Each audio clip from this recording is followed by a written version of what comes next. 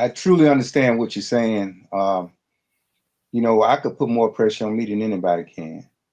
And so, getting out and embracing, walking in a newness, um, that weight of doubt, the unknown, moving in a new territory, especially after doing years of incarceration, those things can weigh heavy on the individuals. They trying to strive forward and create a new narrative.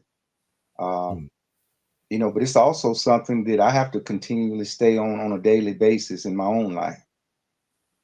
So it's not an event; it's a lifestyle.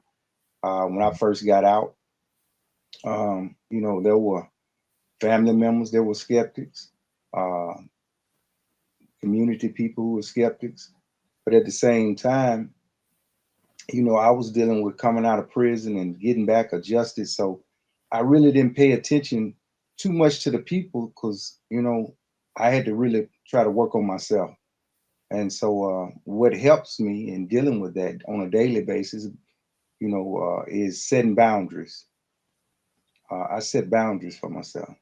I really had to set boundaries to kind of move to my expectations, my needs, those things that I was wanting to achieve, and set those boundaries to allow me to focus more on that than and kind of quiet the crowd, if you can understand what I'm saying.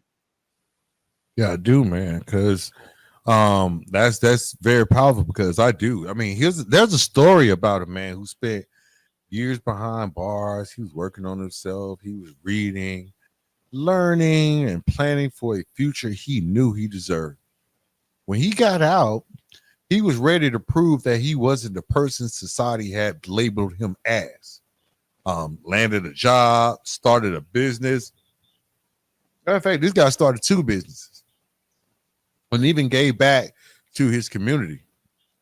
But despite his progress, people still whisper, "Oh yeah, he'll mess up again," or it's just Yeah. only a matter of time before he falls back into those old habits. Don't All that stuff is fluff.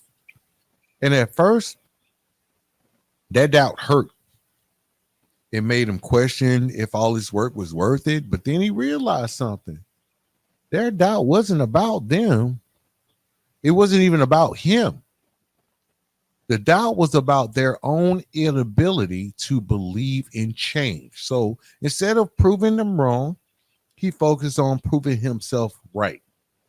And with every Right. milestone, every success, he built a life that didn't need approval from anyone.